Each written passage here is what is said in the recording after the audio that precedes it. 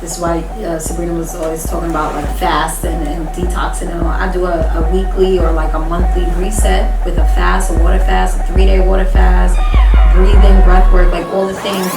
Know what it takes to be a winner. Work all day, never quit, never quitter. You supply the table and I'ma bring the dinner. Call me top chef, baby, ain't no beginning, nah. Alright, what's going on, everyone? This is the DC Incentives Podcast, and we have a special guest here. She was on the last episode. You wasn't there, Naira. Well, you know, I have a life to live, Rich. I have a life to live. Hey, I mean, we all got lives to live. Welcome. We already know, everyone knows who this goddess is. You already know what it is. Please introduce yourself. Hey y'all, it's Phonetic Wisdom, host on the Voices of Black Power, artist, published author, so many things. Yes, it's me, I'm back. Thanks for having me. Okay. And we have, it was on the last episode, she was talking about health, vegans, and she was just dropping gems on them, gems after gem. Please introduce yourself. Yes, it's your girl Vanessa from Veganese. Always dropping gems on health, wellness, personal development, spiritual development, all that jazz. Thank you for having me. Freddy's, yeah. Oh, thank you for coming again. Definitely. So before we start dropping gems and another in the history books, I have to make a public service announcement, everyone. TC will not be with us for a while because he having some personal things that he have to deal with. I don't even though he told me I can, talk about his personal, things, but I just feel comfortable not saying it in, to the public. So he won't be here for a while. So hope he have a speedy recovery. Of course. Yes. And TC, we're here with you. Yeah, the team is all here with you. What is going on? Go ahead. Okay, the team is all here with you. Go ahead, Aaron. All right. Yeah, as I was saying before, we really appreciate TC, and we're hoping nothing but the best and a speedy recovery from whatever it is he's going through. Okay. All right. So let's get started. All right. Naron, you can go first with the questions. Thank you. So, veganism. Can you explain what interested you in veganism and why you adopted it as your current lifestyle? So I've actually been vegan going on 8 years. This year will be year 8. Okay. And word. Dedicated. But really it was just a consciousness that came over me, that I feel like the lifestyle chose me, and it was my main intention or my main push was always about a path to the liberation that we're all fighting for. I had this revelation that no one is forcing me to go into these fast food restaurants or any of these or eat in a way that is contributing to the declining of my health. Right. And so I chose to take control over my life.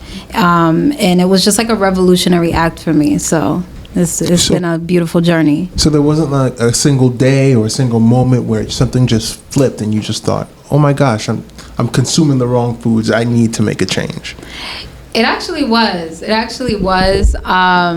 At that time, I was in undergrad. I was in my last year of undergrad, and things were changing, right? I'm about to graduate, move back home.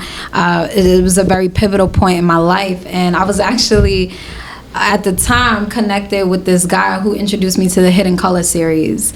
So I don't know if y'all. No, what is that? Yeah, so it's a documentary series, basically just getting to the root of the truth of Black history, right? That reclaiming of us being kings and queens and royalty, and like it's one thing to say it, but it's another thing to know the true history behind it. So that activated something in me. It really shifted this consciousness. Like I said, I really don't know how else to explain it, but that is what propelled me forward. And then that shifted something in me to where I started to utilize my social media in a way to reflect the type of lifestyle that I wanted to attract. So I started unfollowing certain pages and then following health conscious pages and all of the things, and just my subconscious soaking up all of that information, going down the rabbit holes on YouTube, getting into all the documentaries, so-called conspiracy theories and all of the things. It was just like a roller coaster.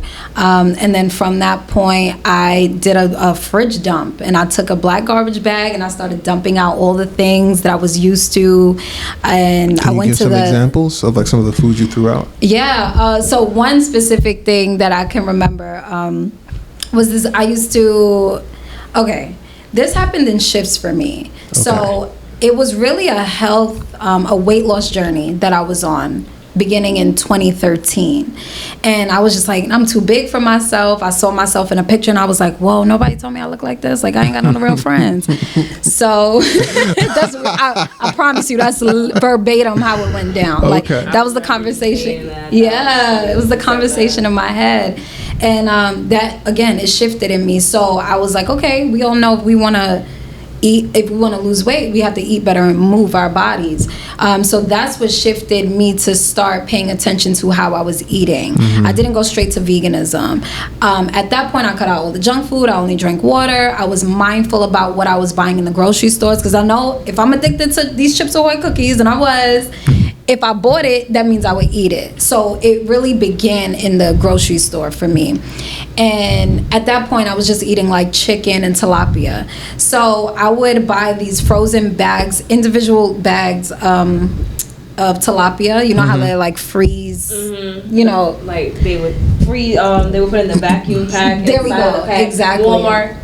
They good for that. Actually, Aldi, where I was living in Pittsburgh. They like cousins, but Aldi got better deals. Yeah. Shout out to Aldi.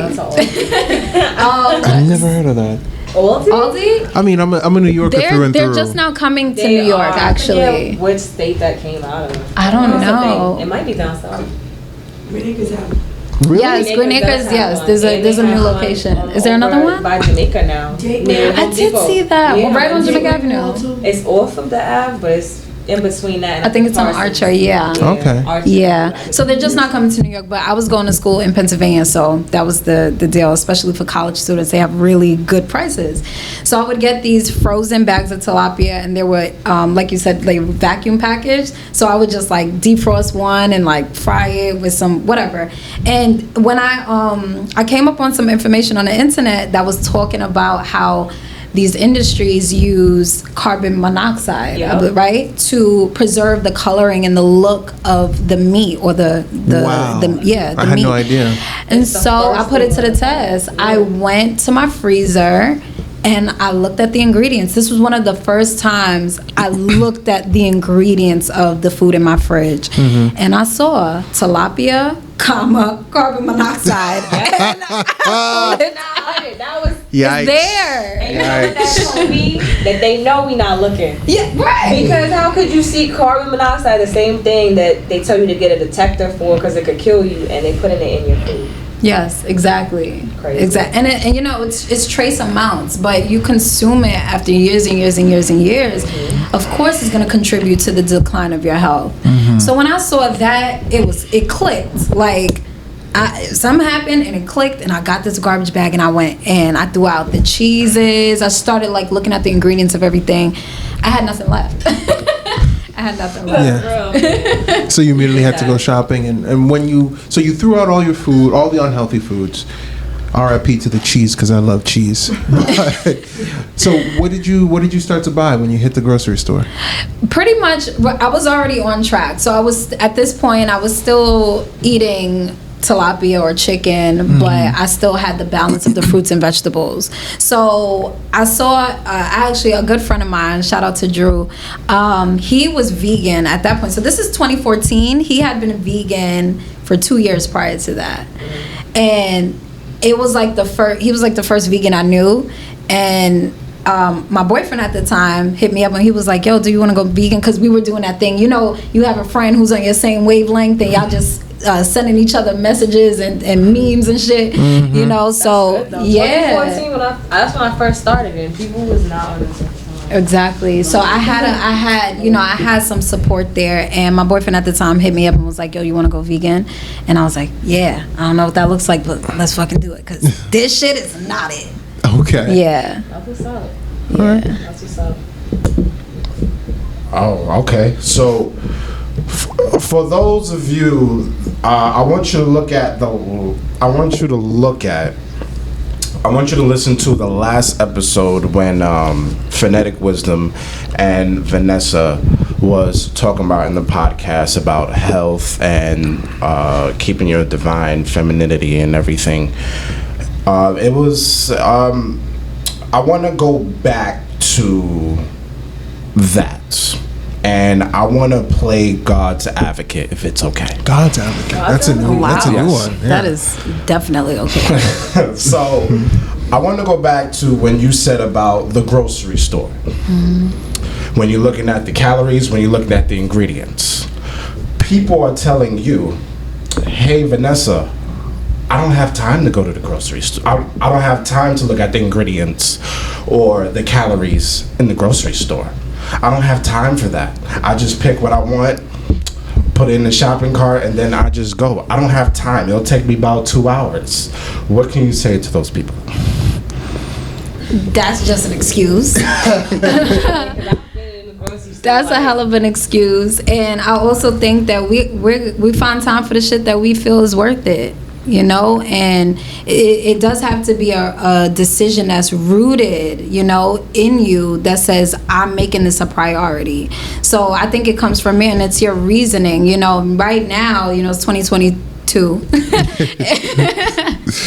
And veganism is a fad. It's the common conversation that we're all having. So I say this all the time, like, yeah, do you just want to jump on a bandwagon and just be on the vegan boat, or like, do you have a founded reason why you're making this change? And if you really want to make this change, you're going to find that time, just like you find the time to sit on Netflix, just like you find the time to pick up them Oreos, all the things. Like, you're gonna find time for things that you find valuable. And another thing I would say is, you know, you're gonna have to make time to be sick. Hello now, because you're gonna have to take time off, and do you have to pay time off? Because hospital bills do cost. Okay. That is time, and that is money. Because time is money. Absolutely. So you're paying for it, and you're boss. spending that time in another way. So I just choose to use the time ahead of time to save me, and you know, it's playing the long game. Yeah. But Vanessa, you talking about being healthy, but I've been eating Chips Ahoy. I've been eating high fructose corn syrup in the ingredients. I have been eating all of this, even when I eat out, when it has soy and nothing. I eat hot dogs too. And you feel fine, right? And I feel fine. You feel good, huh? So I don't know about, you know, this healthy journey. I think we're gonna die regardless. We are. So continue. So I think what he's really asking is, if you don't really feel any sort of effects from eating the foods that we find that are stereotypically negative, what's the point of changing our lifestyle in the first place? Keep going. Keep doing exactly what you're doing. You know, this is what I'm saying, like, for me, the lifestyle found me.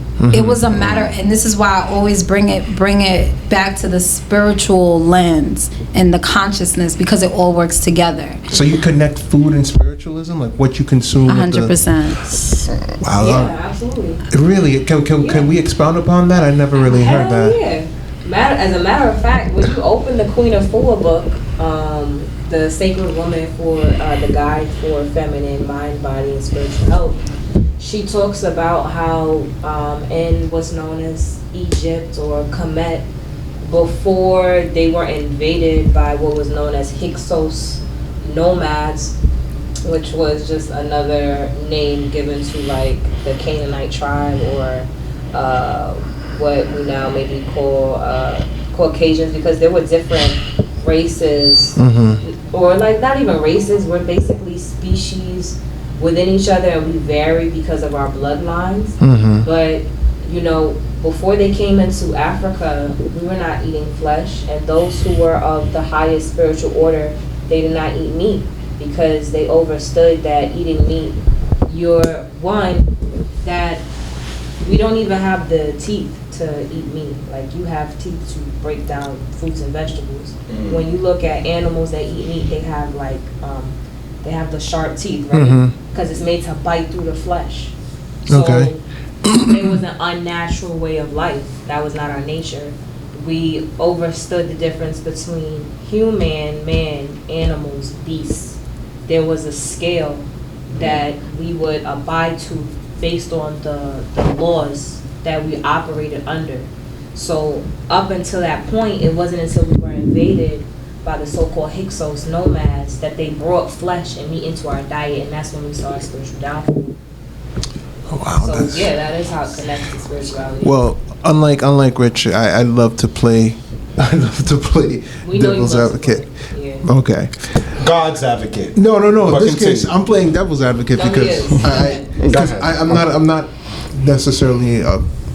I wouldn't find myself to become a vegan anytime soon, but I know the history of humanity and how we became humans in the first place. And one of the theories that makes sense on how we became humans was the consumption of meat, because when we were hunter-gatherers, I'm talking about before we even developed into human beings, when we were Australopithecus afarensis, and when we first started walking upright, we hunted meat because they were the ones, the meat was packed with so much calories that it benefited the entire tribe. You know, you could last for days on the meat that you consumed. And not only that, there's a direct correlation with the amount of calories and meat we consumed with the increase of our brain size as a species over time. How do you ignore that fact when you embrace veganism? Well, you actually said it was a theory, so that's not a fact. Okay, you're absolutely right. So theories are not facts. And if you don't live your life by facts, you will be caught in theories which create illusions, and you will live your life based off of someone's realities which not your own. So have I done enough research to say I was ever a being that has anything to do with the I can't even say it, Australopithecines. Did I come from that growth phase? Did I come from that line of beings? As far as I know, I didn't. So I'm not going to abide by their way of life because it doesn't apply to me. So you don't believe we came from? That's why I said we have to go based on facts. A belief is not a fact. That's a fact. Where we came from. But who does that tie into my bloodline and my origination story? Whose story is that? I can't verify that right now. Through the fossil record, through archaeological evidence. There's tons of evidence to indicate that we, Who's we though? Who is we? How can humanity? How can I? But okay, so there's man and there's mankind, right? Okay. And there's human and there's man. So you see, there's differences, right? So if you don't understand those subtle differences, you will be talking about somebody else's origination story and not your own as a melanated being. So no, I can't verify that what you're saying right now is what I know to be true. Okay. Now, if I come into that awareness that is a fact, that I originated from that line of people that ate meat and engaged in that behavior, I will acknowledge that. But that's not my knowledge. And then you have the question, there is knowledge and then there's right knowledge. So whose knowledge is that? Whose story are you talking about? And can you be 100% sure that is your story, going back to your ancestors and not that of your oppressors? Can you verify that? Well, I mean... Yes or no? Oh my gosh. Okay. Because you're making big statements. No, all right. I've just never met... I feel like both of you are making big statements, right? And Right. if I could just chime in a little bit. Personal, because this is so super controversial, right? And that's one. And two, as I'm on this journey, and as I've been on this journey, coming into like what's really present for me, a lot of the time I really don't fucking know, right? Like, especially to sit in a position of authority to advise people on a particular diet. I don't know their bloodline. Hell, I'm still learning mine and all the things, right? And so this conversation is very nuanced. So in my opinion, listening to both of you, there's variance of truth in it all, right? I think the approach needs to be, and the main thing I'm focusing on now, because we can debate until the end of fucking time. There will always be a debate. There will always be a question of what came first, what's true, what should I follow, who's right, which way should I go? And that's what we're seeing. We're seeing it being played out on social media, and that's why there's so much of this, right? How productive does that get to be, right? The thing, my main mission now is for us to connect with the energy that we're consuming, why we're consuming it. And this is a spiritual decision that we need to be making, because what we can hopefully all agree on is that food is information. Food is information. It is there to be able to give us energy. And so you may have a particular lifestyle where you are incredibly active, right? You may be building buildings and moving boulders and shit like that. Like, you do need a lot of energy for that. Maybe technically, yes, you can get all those resources and nutrients from plants, but it may take you a lot of plants, and it may not be as efficient for you to do that. So I do think it's nuanced, and it depends on the type of lifestyle that you're living and the type of lifestyle that you want to support, or that you want your diet to be able to support. So with that said, I think we can all benefit from simply connecting to what we're eating. I think the main thing is, like, we don't know. Yes, you may be eating meat. That's cool. My grandmother, God rest her soul, she just transitioned this year, and she would have been, it's life. It's the cycles, but thank you. In September, she would have been 100, right? So close. So close. Right? Okay. And she knew, like, at the top of 2022, she was like, I'm out this bitch. Like, I don't need to see 100, right? But I bring that up because that's a long time. That's a lot of fucking years, right? My grandmother was nowhere near a vegan. When they built that new Wendy's, she lives in Brooklyn, there was a new Wendy's built in her neighborhood, you know, when I was like 10 or so. My aunts and uncles buy her Wendy's, buy her chicken nuggets, I think I was actually talking about this on the last podcast, is stirring up the memory. But I've never witnessed my grandmother get up and walk around and be able to play with me, right? She, every time I spoke to her, even in my adulthood, she complained about the pain in her knees and the pain in her back and right? So it's one thing to live long, but what is the quality of life? And how can you make the decisions now to support the quality of life that is going to be vibrant and bring you all the experiences that you want to, right? Those vital experiences. So it's not just about eating strawberries and kale all day. It is about bringing balance to what you're already doing, and the application of being conscious about the ingredients in your food and the energy that you're consuming. So how can you do that? Again, by reading the labels. That's a big one, right? That's a big one. Getting more live foods, going to farmers markets, shopping more fresh. Because when I read the label, I don't even want to buy what they sell. Because then I'm like, how do I know y'all put everything in the label? I don't trust y'all. Yeah. And my general rule of thumb that came to me even back then in 2014 was, if I can't pronounce it, I don't want it. And I think something that you could do if you're struggling with that, or like, because sometimes there's a disconnect. Sometimes you could read the label and be like, dry oxy click, right, and still want to eat it because you know how the thing tastes. Right, because you know how it tastes. Right. And you're like, yeah, I want to eat my Oreo cookies or my Doritos or whatever. I don't care about them damn ingredients. If you get to a point where you're actually serious about this, right, and you do want to do some research, just simply put that ingredient, that chemical, because that's what it is, into Google or into whatever search engine you use, and see what the fuck it is. And then question, why is this in my food? What's the purpose? And then a deeper research would be, what is the effect on the human body? You know? Yeah, because like also when you get into the research and you so this has been like a very like eye-opening reason as to why I really want to work on my eating lifestyle.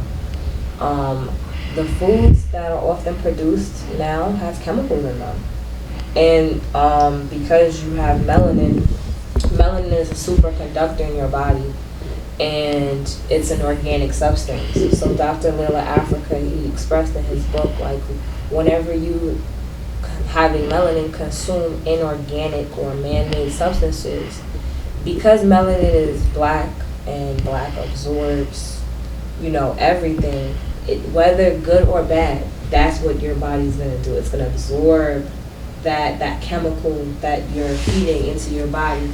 And what is it going to do? If it's not natural, it's going to turn your body, your melanin, against you, because it has to figure out how to, it's going to bond with whatever it's given. It's not going to discriminate. So ultimately, when you are eating something that is not of nature and it's interacting with a natural substance, it's like as if you're altering your DNA, your molecular structure. Mm-hmm. And that to me is why it's like, facts are important. That's science. That's proven science. The science. And so it's like, like that, for me, that was everything I needed to know. Like, oh, I'm hurting my melanin. And then to know that, like, your melanin is literally in everything in the universe. And your melanin is why you're being attacked in this realm, because you're naturally a spiritual being, because you have that.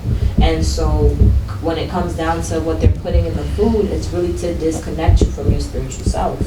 And I'm a person who always wanted to strive for, like, the highest degree of spirituality or soulfulness that I can cultivate in this life to fulfill my mission. Mm-hmm. So just the thought of me putting something in my body that would stop me from reaching that spiritual height, it's like, I'm gonna really think twice. Like, I wanted some D&G pineapple ginger soda yesterday, and I saw that I had fructose corn syrup. I was like, nah, these niggas not. Right. And I was had that craving, and I hate going in the supermarket, because it's like, you have to know that it's something crazy about living in a world where you have 10 of the same cereals with different names on it, bro. It's the same thing.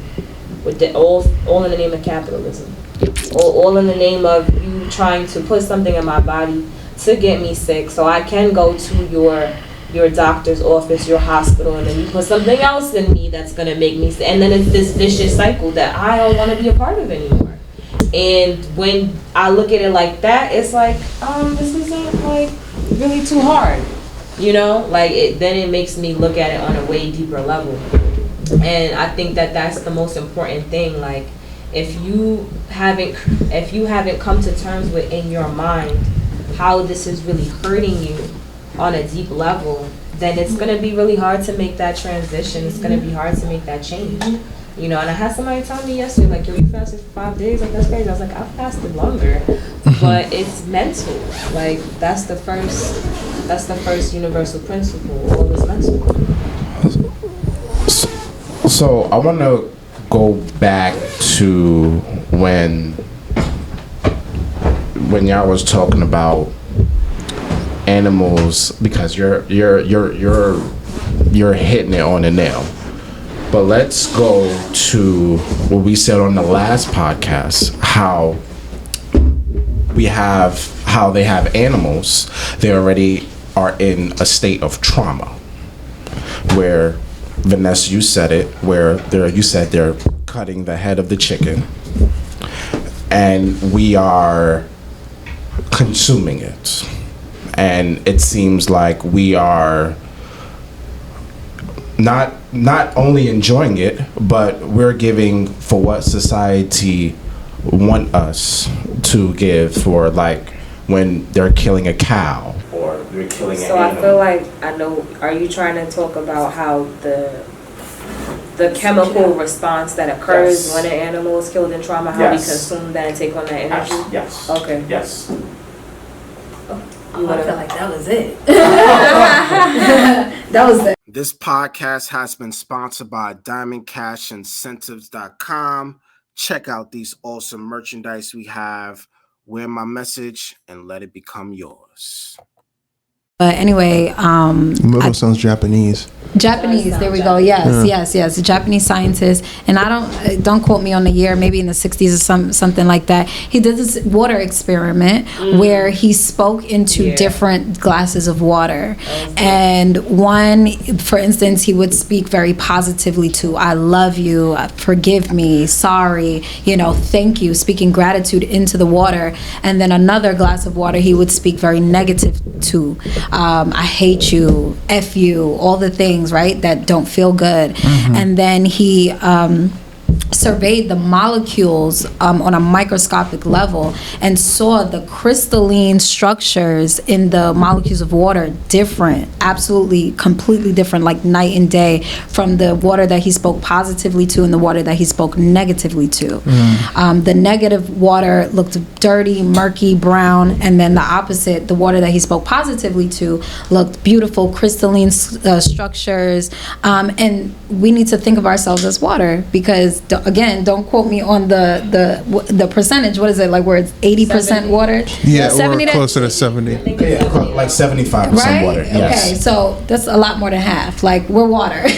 And so if we think of it on that level, so is the animal, right? So is the chicken, so is your dog, so is the ant. Like, we're all made up of the same substances, mainly water. And so yes, that those cells, those water cells in that chicken or in that animal that has been, like you said, traumatized, died in fear and anger and despair and anxiety, now we're ingesting that. Period. And energy is transferred. Energy is neither created nor destroyed. So we're clearly bringing on that energy of the energetic state of that chicken. We use that example, right? When you ingest it into your body. And that's how I started to view it, just by the energetics. You're literally consuming death. As opposed to consuming living, live food. Yeah, because the plants receive the energy from the sun, and the sun is the same thing that energizes our melanin.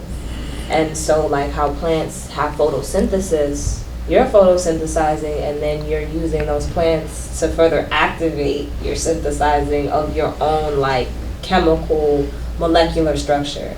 And so, like, it's just, to me, and not to say, like, I've never struggled with, like, eating meat, because we grew up eating meat. Like, it can be easy to slip back into that comfortable habit sometimes, just realizing, like, you get triggered in certain ways that remind you of that eating habit, and that can happen. But, like, being mindful to overcome that and think about how this is impacting the quality of your life, right?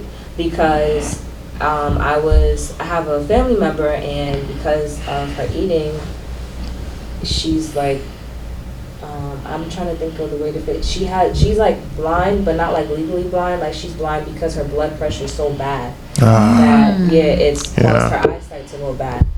And it's like, when you put that in perspective, it's like, it's food that important that you would cause yourself this much dis-ease to say that you feel good temporarily with that meal. And it's like, I was teaching her about the power of the breath, and I already read all about it and the importance of breath and how it eliminates, when you're properly breathing, 70% of the toxins in your body. But then you gotta think, like, we don't properly breathe for the most part. A lot of us breathe really shallow. We're not breathing to our full capacity. And so I also was noticing, when I would start to eat meat again, like, I felt like I couldn't breathe naturally. Like, it was taking so much energy out of my body. My cells were being restricted. And that's not something I feel like you can really experience until you know what it's like when you're not eating meat. And then your body has a different feeling when you start eating meat, and you can notice the difference. Like, oh no, I really feel like weak when I'm eating this food. We were just talking about that. Yeah, and so it's like, even if, like, you don't agree or understand the lifestyle, just try it and see the difference in your body after you stop eating meat for a little while. I can't even pretend like I feel the same when I eat. Like, I just feel sick now. And to me, that was like my body really knows, like, this is not what it's supposed to be. And so, like, the fact that you brought that up about your grandmother, and you can live a long time, but your body's gonna have to compensate in order for you to keep living. And the same thing with your breath. You can keep living and not properly breathe, but you're not gonna have a good quality of life. Absolutely. I kind of want to go back to the question about, like, what if I'm okay? Like, what if I'm eating the way I'm eating and like everything is perfect, right? Like, I'm cool. Like, I'm on top of the fucking world, right? I think also being conscious that a lot that has been deemed as normal in our society is not fucking normal. Snoring. Absolutely. Like waking up with mucus. Yeah. Or your breath, you got that nasty taste in your mouth. Yeah. Yeah, that's like not like normal. bad hygiene, like, not having enough energy to carry you throughout the day, right? Feeling very sleepy, or like anxiety, like even the emotional issues, like a lot of these things are actually not normal, but in the conditions that everyone is doing it, and it's normal, yeah. But if I love that you were saying, like, get on the regimen for a while, see what it feels like to stop eating meat, or to drink more water, or to invite more fruits and vegetables into your lifestyle, and your body, you will feel the difference, and that will tell you the truth, right? You won't have to go to a podcast or look up YouTube or read the books. Those will support what your body is already telling you by those changes. Absolutely. Yes. Yeah. I think what we have here is a fundamental differing of opinion based on the institutions that we believe in, right? So, for example, I would love to consume the literature that you have, because the doctors that you've mentioned, I've never heard of. The studies that you guys have been well versed in, I've never heard of. The institutions that I've believed in, or the institutions that I follow, are the standard scientific community, the FDA, the federal government, the history of humanity. Like, my understanding of that has led me to the conclusion about why I feel the way I do about consuming meat. For example, the fact that our bodies are able to consume it at all. I think from an evolutionary perspective, it's because over the course of millions of years, our ancestors developed the capacity to do so. And even though our teeth aren't exactly carnivorous, our teeth aren't completely herbivorous as well. We have omnivorous dental structure for a reason, And again, if you think about the lifestyle that, if you believe in evolution as I do, and if you believe that our ancestors did spawn from Africa, if you take a look at the lifestyle that they consumed, they lived in an area in which you had to survive by consuming as much calories as you can, and you don't know where your next meal is going to come from. And even though there are great many benefits for vegetables, it's not like I'm anti-vegetable, the vitamins, the minerals, the ability to help and aid in digestion, all of that is great. But the fact is, they don't have as much calories as the meat that you would consume. So back then, if you wanted to survive, especially if you leave the jungles and the trees of Africa because the forests are dwindling due to climate change, and you're suddenly find yourselves on the plains of Africa, needing to consume as much calories as you can to survive, it makes sense that we became bipedal organisms that were designed to run for miles and miles and miles to chase after this one thing that helped us survive for hundreds of thousands, if not millions of years. That's where I'm coming from, and that's why I would love to consume your literature, because it might change my perspective on the way you guys do things. Having the right information is important, because when you realize that your oppressor is in control of the narrative for the most part, and a lot of the information that is so-called standard is based on a Eurocentric perspective. And so when you're realizing that you're living in a reality that's constructed for your oppressor to thrive and for you not to thrive, because if that way of life was so beneficial to us, why is it so many of our people, when we know that us as melanated beings have a stronger, everything about us is stronger. Like, like they always say, like, black babies, they always walk before anybody, they talk before anybody. We sing better, we dance better, we do everything better, but somehow we're the most dis-eased people in this reality, that doesn't make any logical sense. If your nature is predisposed to being more healthier because of that composition, that natural composition you have within yourself, being coming from melanin, that if we're talking not even belief, because I say you need facts, beliefs are subject to change, because at one point we believed in Santa Claus and the Easter Bunny. I don't think I ever believed in that shit. I was like, but I'm just saying, like, this is how they prime your mentality to accept things that are not realistic or not true. Absolutely. And so when you don't have the right information, and when you're not stepping outside of the status quo or the so-called standard, like how you talk about the standard American diet, and it actually is an acronym for SAD, because it's sad how many of my family members I lost to what was on their plate. Yeah. And it was like, even just us talking about earlier, like when we first met, like I sounded mad, like I always sounded like I was talking through my nose, and I couldn't breathe. And to think that it could have been something as simple as changing my eating lifestyle and habits and incorporating more teas, fasting, because somehow the idea is that we need food to be healthy. But I've seen personally firsthand from fasting that I have more strength when I'm not eating food. And so it's realizing that we are taught to invest in a physical reality when that's actually only 10% of what we can even see. So if we're going back to science and facts, and 90% of our reality is actually the unseen, then your vessel, your physical self, is really not as important or valuable as you think it is. It's really your spiritual self. But we've been taught to feed our flesh. And that also goes back to getting the right information. What beings came here and said we were to eat flesh? Because even when you go in the Bible, there were different gods, and one of them ate flesh, and you see the others were eating vegetarian. So those can't be the same two beings. Well, I mean, the concept of God is a belief, right? It's not a fact. The phrase God, you have to get into etymology though, because where did that phrase come from? So over the course of time, different words or phrases were used to say the same exact thing. It's because of the division of our tongue or our language, we cannot understand the old stories.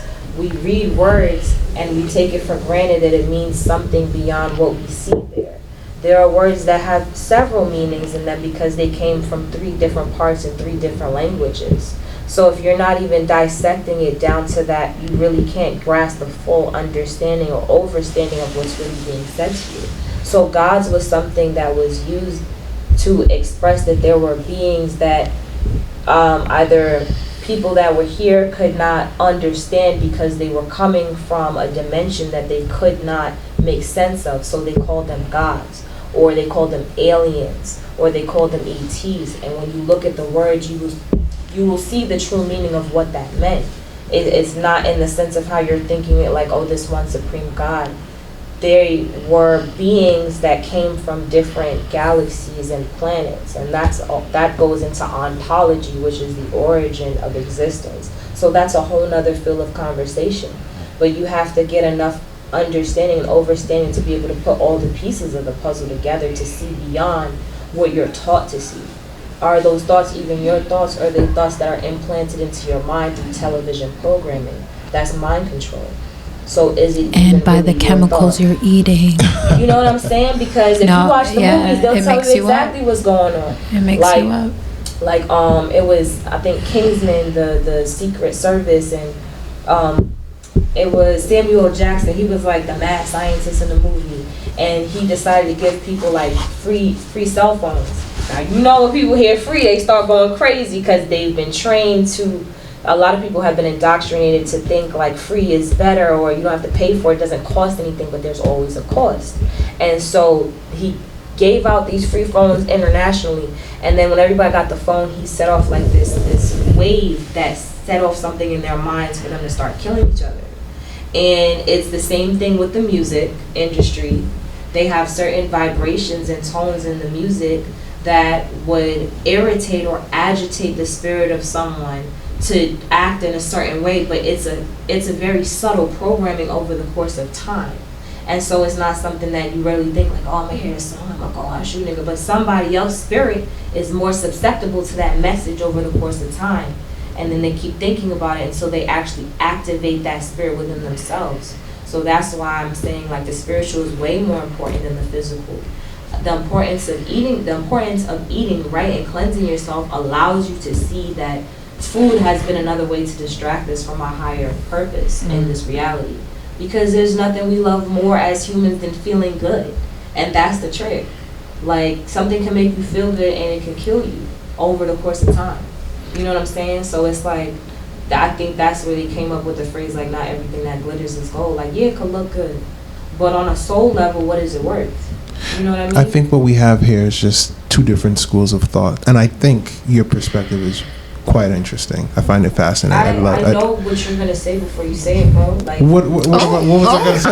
What am I gonna say? She said, bro. I expect you to say that. I expect you to say that. That's totally fine. But I hope you do take the time to expose yourself to more than what you've been introduced to. That's what this conversation is for. I do like that he asked for the literature. Yeah. Dr. Laila Africa will break it all the way down. You can find him on YouTube. That melanin is definitely key. Yeah. Why am I losing the name of his book? I would recommend The Secret Science of the I know there's Nutricide. What's the green one? Why am I losing it? African Holistic Health. I didn't even get that one, but I know that. We have social media. Just forward me the send me the links. But I just want to say it's like Bible for this particular information. Okay. Yeah, that's a really great recommendation.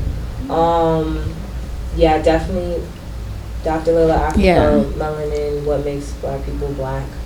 The Secret Science of the Black Male and Female Sex. Because it's about understanding, like, you're living in a world that is not, it doesn't even acknowledge your melanin, which is a major part of your life. And then when you realize, like, chem and chemistry comes from KHEM, which refers back to Kemet, which refers to the black land, which black is going back to melanin. So they're always talking about melanin, but they never said that. Because if they let you know they're studying about you, you'll come to realize, like, oh, how valuable I'm you are. a really big fucking deal down here, bro. Like, they gotta tell me I'm somebody different or trick me with the wrong information. Because once I realize who I am and what I'm made of, then I'm not gonna get stuck here. Yeah, and I feel like this is a full circle moment, because remember where I said my journey began. It was more of a self-awakening. It was that self-empowerment to understand, like, oh, like, I'm gonna reclaim my power, because damn, I'm getting fat, right? I think it starts there for a lot of us. You start to see the physicality, right? Yeah, right? You was talking about you was in the gym, right? I was in the gym because listen, I at my worst, I was 6'2", 250. And in 250 on me doesn't. Yeah, I'm like, you kind of tall. Yeah, right. So it doesn't show, but I felt it. Yeah, I felt the 250, and I felt, and right now I'm about 235 and going back down. But yeah, let me tell you, abs are made in the kitchen. Yes, that's true. That's true. And so and and I just want to add this too. You know, no one says you have to go to cold turkey, and I think when a lot of people hear veganese, that's what they do. Or that's veganism, we go to extremes. We go to extremes. Like, and there are some teachers and influencers out here that have that, like, fiery thing. Because when something works for you, right? It's like you found a gem and you want to share it with everybody. Yeah. But and that's great, but there's a relationship with time and process and allowing space and time for the journey. I say this all the time as well. If it took you 30 years of this particular conditioning or learning a particular information to arrive where you are now, you need to allow yourself another 30 years to unprogram or deprogram. And the beautiful thing is not even going to take half as long.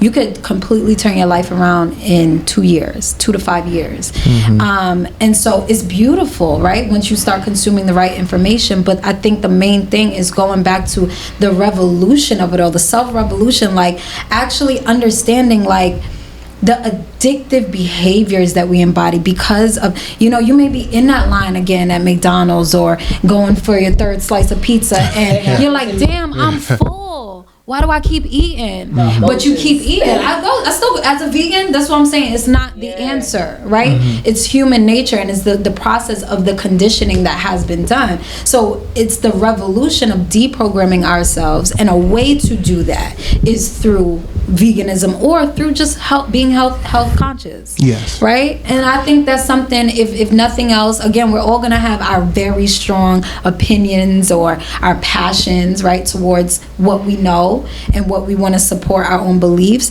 But if we can just all agree on that, it matters for you to give a fuck about what you're putting in your body. Absolutely. Right? And especially, like you said, when you could feel the effects of it. Like, you're just heavy, you're sluggish, and you want to, like, you also have to have a thirst for that knowledge and getting better and feeling lighter, feeling more vibrant. So I feel like that was a full circle moment for me, because it comes back to the consciousness of it all, the spirituality and the liberation aspect. But Vanessa, God's advocate. Yeah. But Vanessa, when I'm at work or fuck anywhere, your job.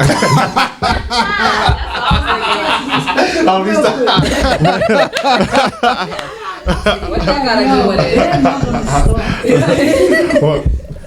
it? So Vanessa, when I'm thinking about eating healthy, but my body is telling me, and there's a Philly cheesesteak that I want across the street. I love a good Philly cheese. I love it. Me too. Max's in Philadelphia. Delicious. I guess. A vegan one. Let me fuck y'all up real quick. So I know I want to start being healthy by eating fruits, but that Philly cheesesteak across the street, oh man, it's calling my name. I'm there all the time. It's calling my name. My body is telling me I want it. It's tempting. You don't know what to do. You fucked up. How do you address that? You How do you cross the address street. that? You pulling out your wallet. Honestly, I'll tell y'all what helped me with this. It's this book called The Secret Science or the Transformation. I feel like you guys have been withholding these books from me my entire life. You guys just come with book after book after book. It wasn't us. It's these systems, right? Yo. It's the corporations keeping us from the knowledge. But they've been burning books, so obviously it was something that they didn't want us to get. So it wasn't us. We bringing it back to you. That's my favorite part about you two, though. Like, whenever you have a point, you refer to something that you've read. You always have a reference point. Yeah, because it came from somewhere. Go ahead, because I want to add. And it's not funny you said that, because I'm reading a book called The Sacred Wisdom of Tehuti, and in the book it says the book is only going to turn up when you're ready to receive the information. Absolutely. And but in The Secret Science, this is by John Baines, he speaks about how every time you feed into your desire, you strengthen your ego. And so when you strengthen your ego, like if you want to get healthier but you keep choosing unhealthy practices, you're reinforcing that spirit or that force within you that wants to live that life. And that's, for me, I was able to identify that in myself, and it was the spirit of gluttony. And if I keep feeding that force, because there's also a book I read called Feeding the Forces, it's beings that exist in this dimension that haven't been able to cross over, and so they try to live through you. And so when you do something that you know doesn't make you feel good, or you know you don't actually want to do, but something is trying to get you to do it, you're strengthening that personality, because we all have we all carry at least 4 generations of DNA within us that's active. So that 4 generations encompasses 30 spirits, including your mom and your dad. So if your mom and your dad are still alive, you have 28 ancestral spirits that want to live through you. Maybe one of your ancestors was a glutton. And when you hear that voice, it's not really you, it's that ancestor, because you'll have a situation where you're like, yeah, I'm about to do this, and then you're confident, and then all of a sudden it's like another voice comes and tells you like, nah, don't do that, and you're like, what? Like, why am I at war with myself? And that's where the internal battle comes from, because we're made up of spirits, And then there are disembodied spirits still living in this realm that want to relive the physical life. They didn't, because they were attached to it when they were here. When they died, their spirits were still connected to this realm. And so because they have nowhere to go, some of them don't even know they died. They're looking to live through you. And that's something that I also realized when I would get drunk. I would want to eat meat. And I'm like, yo, why every time I get lit, I want to eat meat? Like, that's just, and it never failed. Like, and I found it, like, because I was able to have an experience where there's times I did not eat meat, and then I did start eating meat. I was aware of that energy, and I was aware of those thought processes, but also aware, like, that's not even what I'm thinking. So once I start to give into that thought, I'm feeding that energy, and then it's going to become stronger in me until a point where now you get to an age where you can't even walk up the stairs without huffing and puffing because you kept giving that was me. That thought. Right. Yeah, so I was like, I'm too young for that. Yeah, I started like feeling like a pinched nerve feeling in my back. I couldn't stand up straight for like my 6 to 8 hour shift at work.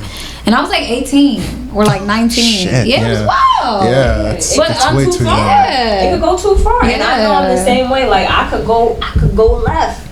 So let me get right. Yeah. Because it's not worth it. And I see people in my family going through it. I see friends that are going through it. And I'm like, I just have to be a positive example to let them know, like, I know it might, because it's foreign and it's not normal and it's not programmed yet, it seems far-fetched because you're used to something. Yeah. But I've had to get used to this too.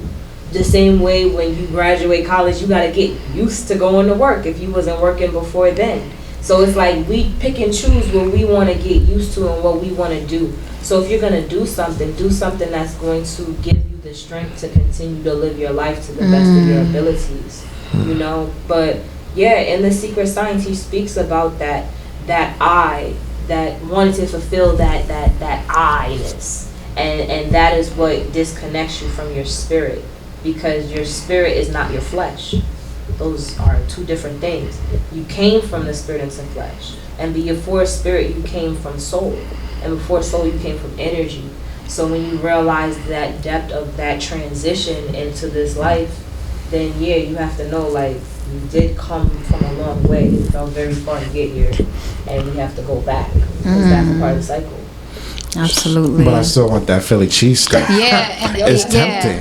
It is tempting. Not everybody here to do the same thing. And So help me what out. What has helped me, please. What has helped me help me out. was connecting back to your why, right? So in the beginning, you said, yo, I'm interested in this healthy lifestyle. I really want to eat healthier. Ask yourself, is that society now? Like that's the popular. Is this trending for you? Is it trendy? Like, do I really? And you got to be honest with yourself. Yeah. Or do I really want to lose this belly? Or do I really? I mean to point at you. Hey, no, I got a belly to lose. I got a belly to lose. It's fine, man. But like, no, for real, like, am I really trying to get fit? Like, what am I working toward where changing my diet will actually be beneficial, right? Toward this goal. And just be real with yourself. It don't have to be for social media. It don't have to be for your parents or your kids or nobody else. And you connecting with that why is going to be the grounding mechanism to make that hard ass fucking decision in that moment of temptation to walk the other way, or to still go into the place but to choose something else, right? Or to compromise with yourself. Sometimes you could be like, all right, I'm gonna do the Philly no, because you're giving in, right? So I wouldn't even suggest that. But what I would say is always connect to your why. Have a strong fucking foundation of what is making you do want to make this lifestyle change. And I say lifestyle change because a lot of the times I had in my journey, I had always wanted to lose weight for a particular reason, like to fit into a dress or to go on vacation, to look sexy that summer, and then I would dive right back into the lifestyle, of once you hit your goal. Once I hit my goal, right? And I started to question, like, well, I didn't actively start to question, but when I did change my lifestyle with veganism, because it was such a deep-rooted calling for me, I saw that the way to create that sustainable change was to have that strong foundation of purpose and intention of why I'm doing this in the first place. So that's what I would say, like, really connect with why you're fucking doing it. And you know, for me, it was really health reasons. Like, I didn't want to get sick no more. Like, that shit is painful. Even a fucking common cold. You can't fucking breathe. You're sneezing all the time. Everybody looking at you like you're a fucking germ. Like, all the things. And now, like, you know, C19, I don't even like to refer to it, but, right? Like, I never heard somebody call it C19. Yeah, I don't like to give it life. I really don't. Y'all forgive me. Forgive me. What? Please, that's like, a dis-ease. Right. So, like, it's just a different version of the same thing. All illness is one entity, as you were saying, right? It's you being in a state of dis-ease, not feeling at ease with yourself, not feeling at peace, not feeling joyful, not feeling like your highest vibrant self. And that's what we all want to feel. And I like to speak in those terms because to me it just simplifies it. Like, put it into, do you want to feel good or you want to feel bad? Right? And when you eat, and the second thing, this is going to segue into the next thing I want to say. When you eat, you are either feeding a disease or feeding a wellness. Right? And so if you think of it in those binary terms like that, I feel like it could support you in a decision. And the last thing that I want to say is going back to this idea that food is energy or food is information, right? Mm-hmm. We eat through our sensory perception. So we eat through our eyes, we eat through our ears, we eat through the music that we're listening to, the shows that we watch on TV, the company we keep, the conversations that we have, right? So any form of consumption is a form of food. You're feeding yourself on different energy levels. You have a physical body, you have a spiritual body, you have an energetic or ethereal body. And so based on what you're consuming, anytime you're out in the world, that is what's affecting your thoughts, which then affect your feelings and then are going to give birth to the actions or decisions that you make. So in that moment, right, of you going back to the same example of that cheesesteak calling you across the street, in that moment, over the past week or the past 2 weeks or the past month, what the fuck have you been consuming? Have you just been scrolling on Instagram watching all the Philly cheesesteak videos, right? Because all of that is feeding into this moment and it's constantly creating your reality. Now, that's why I said at the beginning of my journey, when it clicked for me, I went to my social media and I cleansed that shit. I was like, all of these videos and these accounts that are not in alignment with where I'm going, I'm unfollowing. Also, the relationships that weren't serving me with people that, you know, weren't going where I was going, I let those go too. So you have to cut off food sources that are also other types of energetic food sources that are not serving where you want to go. And it all contributes to that decision. That's good. That's good. And you still want the Philly cheesesteak. And you still want it. Listen, yeah. Good question. Yes. My thing is, I've thought about becoming a vegan, but my biggest thing is I don't eat that many different vegetables. I eat like 5 different vegetables. I'm that's thinking about another that. thing. Like, Yeah. Funny. No, that's real.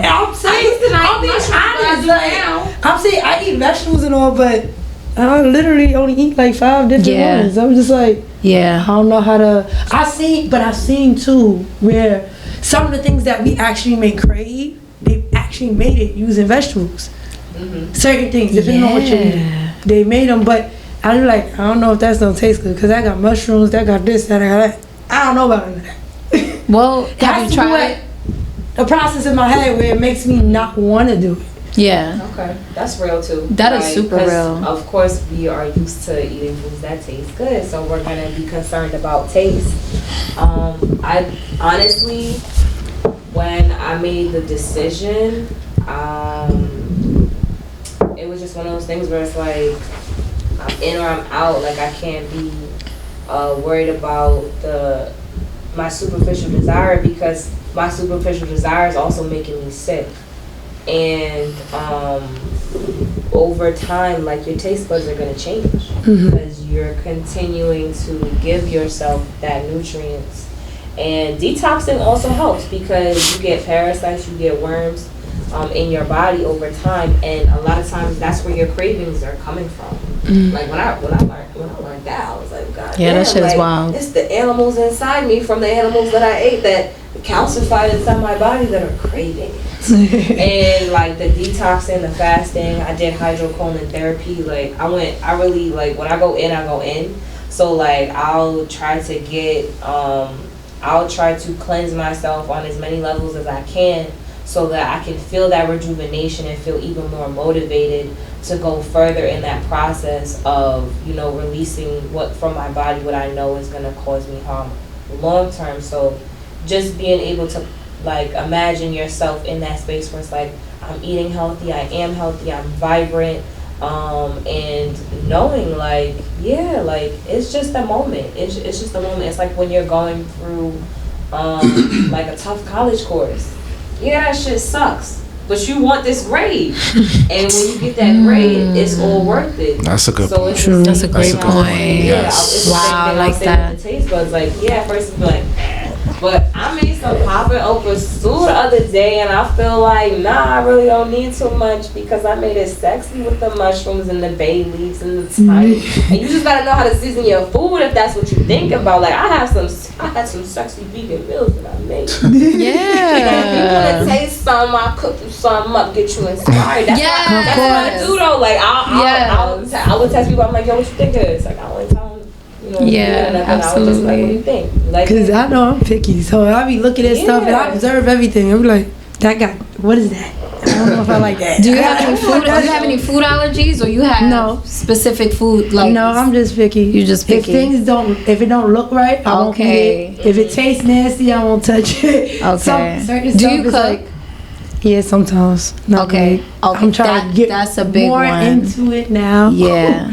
I would say even like not even on a vegan tip, right? But like start getting in your own kitchen, infusing your own energy into your foods. Play around. Like that first year of even before I was vegan, when I told you I wanted to lose weight and whatever, I was in my college apartment, like making fucking sauces out of jam and shit. Like, I don't know, I was experimenting. I was having a lot of fun. And it just opens up that creative avenue. So you can, like, right now, baby, like, I made a whole business out of, like, wanting people to, like, see what the fuck I could do with plants. And, like, it doesn't have to be the soy creation, or, like, I get that question a lot, too. Like, oh, but you saying stay away from chemicals, but then this vegan shit is made in the lab, too. No, I'm talking about, like, just straight vegetables, like plant-based, right? Yeah, of course. Like, yeah, even raw. I won't even try the stuff that I see in the stores. Right. So that's what I was like. saying. Some of them don't even look right. That's what I would suggest. Instead of like the pre-made vegan stuff, like the processed stuff,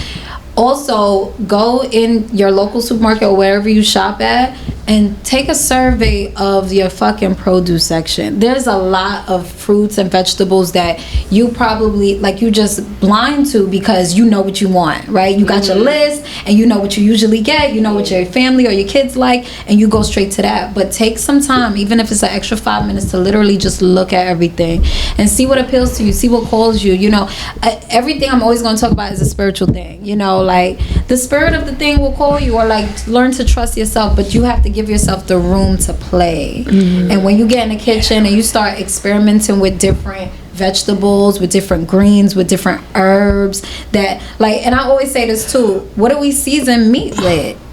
Herbs, like that onion powder, that fucking garlic powder. That's what is that? His seasoning, thyme. It may not look exactly what you tasting, but it tastes like what you want. So that's something like, it's good. Yeah. But I don't know if I like that. But you know what's real? You make something that tastes good. So what you gonna do with something that's with plants? And with plants. I had somebody make like some like portobello mushroom burgers for me on my birthday. She seasoned that shit so good. I said I never knew a mushroom could taste this flavorful. It's so fast. She really did her thing. It inspired me to get in my bag, and I like messed around and I made like this sweet red pepper chickpea hummus. You had some for my birthday. That shit was. I was thinking about that shit today. I was like, wait a minute, all it was that and cucumber chips, and we was dipping. I was like, oh, this is really a healthy snack. It was mad simple. It tastes mad good, and it was well seasoned. Like, and I didn't do much. And that was something I just made in the food processor. Yeah. And then, like, I made salad dressing the other day. I just felt inspired because once you start doing it, you do start Spirit to get gonna your talk own, to you. Yeah, your creative juices is gonna flow through in the so kitchen. It's like, and you gotta remember, like, even now, like, the same people who were selling us foods that make us sick, now they're on the bandwagon for veganism. And so they try to commercial. Anytime we want to do something that's going to improve ourselves because of the way that this reality set up, they're going to bandwagon on it, and then they're going to create something in a lab, which is not natural, and they want you to consume it in the name of this label. So it's like, forget the labels, like forget like not, no disrespect to the ones who came up with the idea. It's helpful, but like, let's not even get caught up in that. Let's just remember what's best for our health, you know, and strive for that. And you know, you ease yourself into it however you can. Start making your food, you know, connecting with your foods and seeing how you can incorporate more of those greens, more of those fruits and vegetables in your day-to-day life, and your taste buds are going to thank you. Like, it's going to start to be like, oh, I like that.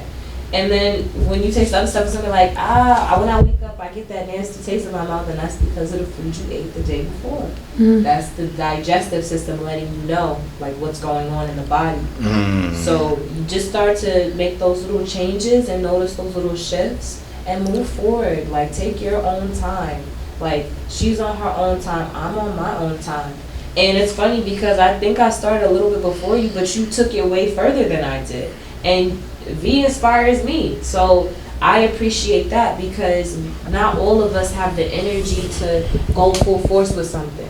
Like, some of us are more dedicated or more grounded in it than others, and that's fine, but just do your best for yourself. Yes. You know?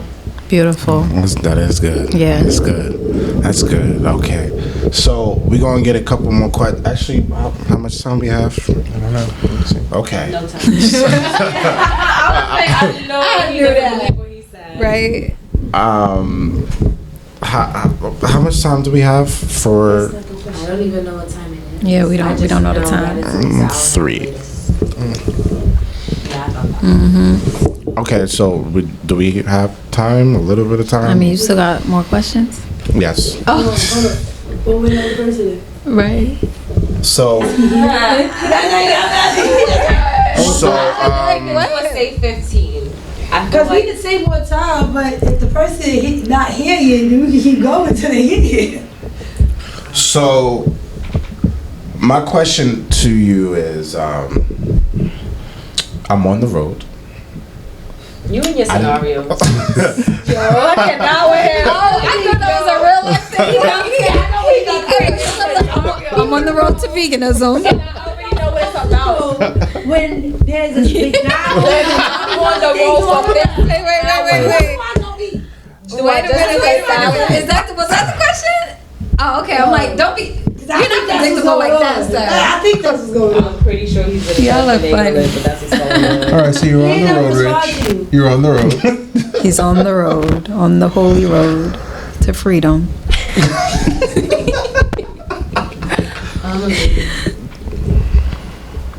And I need something to eat for emergency purposes. What's your emergency? All I see is fast food What's spots. your emergency? He's here. There we go. Okay. Sorry. So you're fine. What's your emergency, bro? You got I just need. I need something to eat. You should have packed your snacks. Pack Damn. some nuts, some I don't berries. have That's that. so unforgiving. Why don't you have that? You couldn't go buy nuts like you could buy McDonald's. Make it Are you make sense. stranded? But what? all I see is fast food spots. Get some So fries. your eyes don't. What, for real? Yeah. Because I know before you got. I didn't see that coming. You saw the You got it wrong. He said, wait, I can do that? Honestly, I'm I couldn't believe it. I'm like, that's your answer? Yes. That's real. That's a real scenario. got the salad Okay. though with no meat on it. Is it or is it not? Yeah, That's a what I'm real. saying. Like, you could have gotten the salad from McDonald's with no meat. You could have got 2-3 of those if it was. Oh, really well, that too. But your first thought was the fries. I No, get I like the fries. starch too though, but now I don't want the McDonald's ones no more because I used to work there when I That's still true. fries. They That's always a little better. fake. Wendy's, you could tell it's Burger King potato. is- I think Burger King actually has real potato too, but McDonald's is cut. But yes, like I've done that. I've like been like starch crazy when I first started because you miss the bread or whatever. So it's not a crime. Like it's not about being perfect. Exactly. Like you also have to, I would say, honor your cravings because you are on a journey. Like you can't do shit cold turkey. It's not gonna work.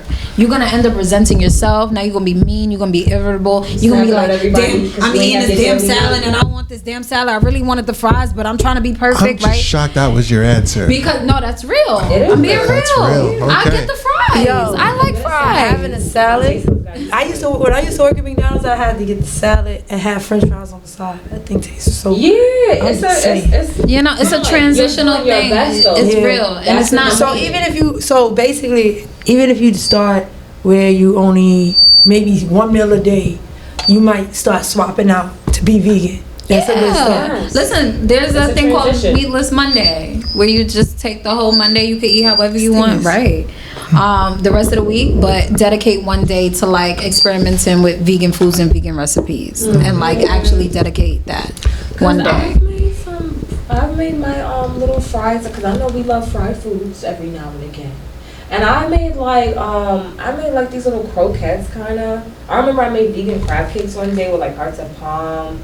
I've had like my cravings, and I've had days where I'm able to like make it a healthy craving. See, here's the thing now, because you're making that sound like super easy. It's not, right? But with a food processor, everything. I'm not saying it's not easy, right? But a dedicated motherfucker will find the time and put in the effort. Like someone who is not. Choose how we want to spend. Yeah, so I just want to reiterate that, because there are options. There's always options, and if you're tuned to an abundance mindset as opposed to a scarcity mindset, you are always gonna know that you're gonna have something to eat. That there's something for you. You get what I'm saying? Like there's options.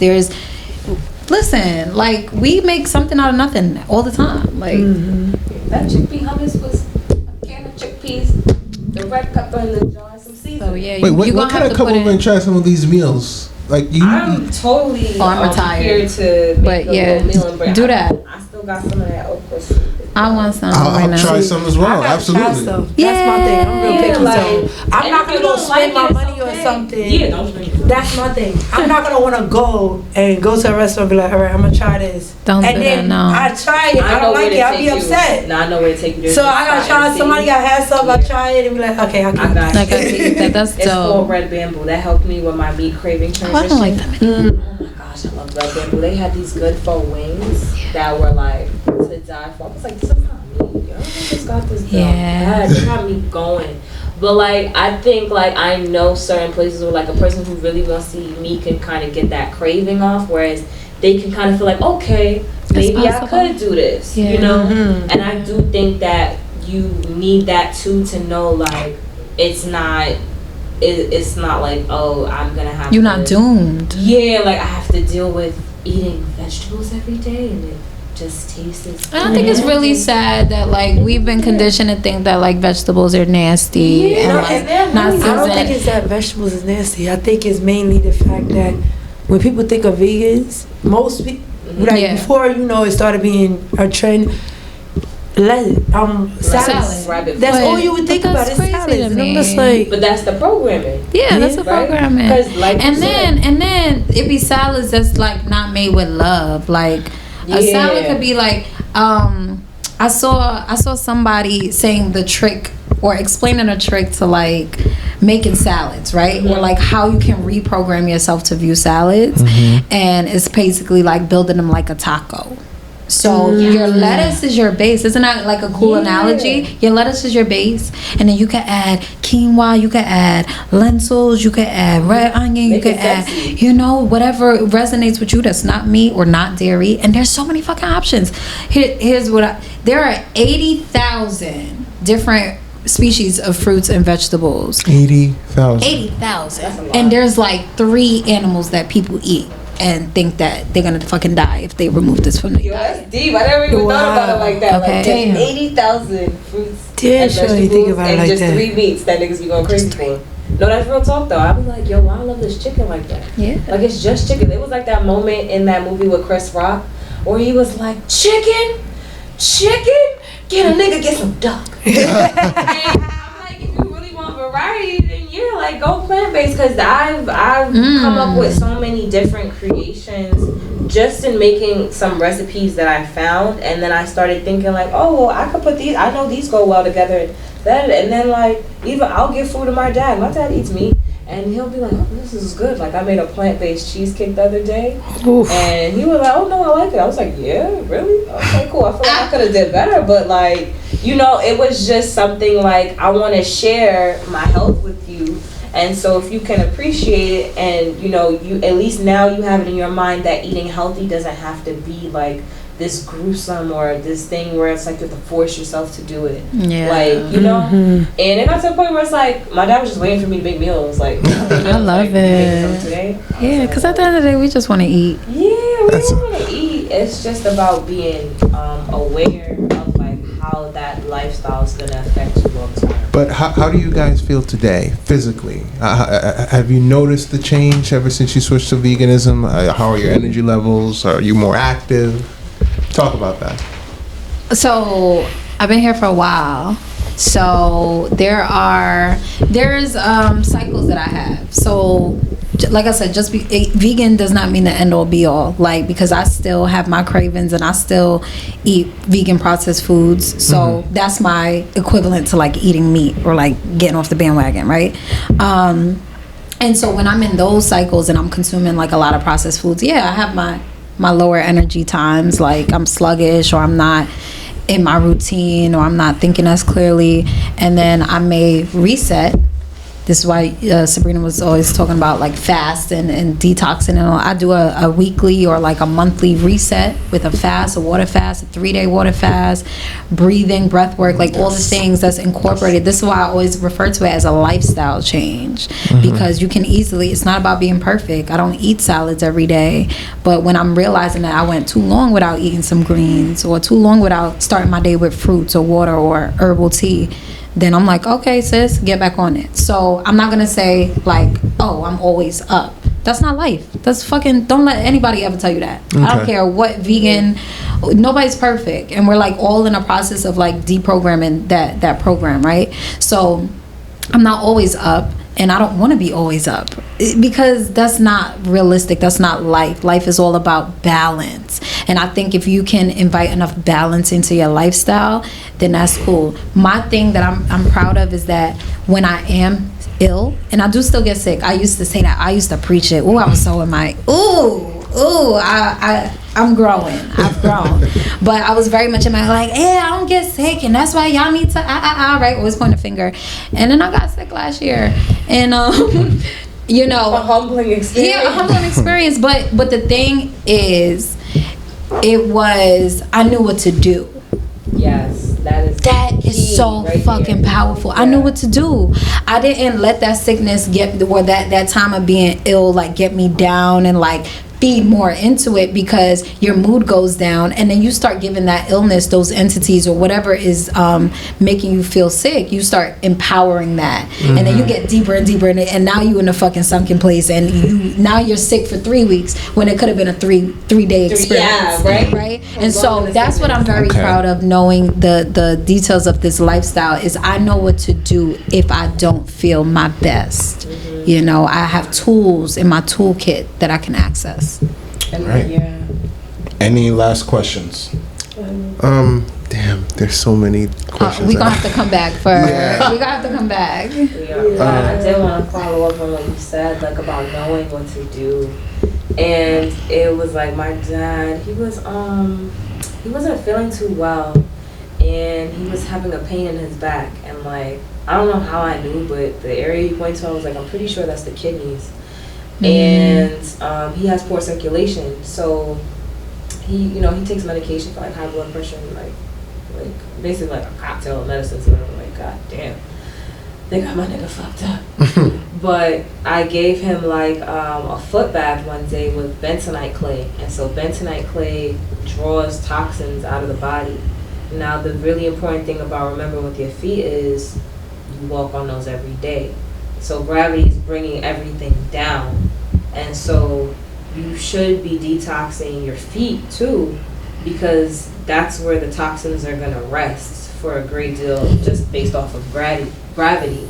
And after I gave him that foot bath, he was like, yeah, I feel a lot better. Like, I feel more energized. I was like, yeah, because there's pressure points in your foot that connect to every organ in your body.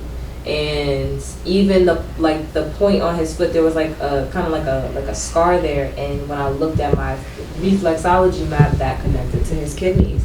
And I didn't know how, I kind of knew how I knew that, because it was in I read a lot of things, but it also came from the Queen of Fool book, where she has different methods that you can utilize to heal yourself. And because I made myself aware of it, and I was listening to what he was saying about how he felt, something told me to do that.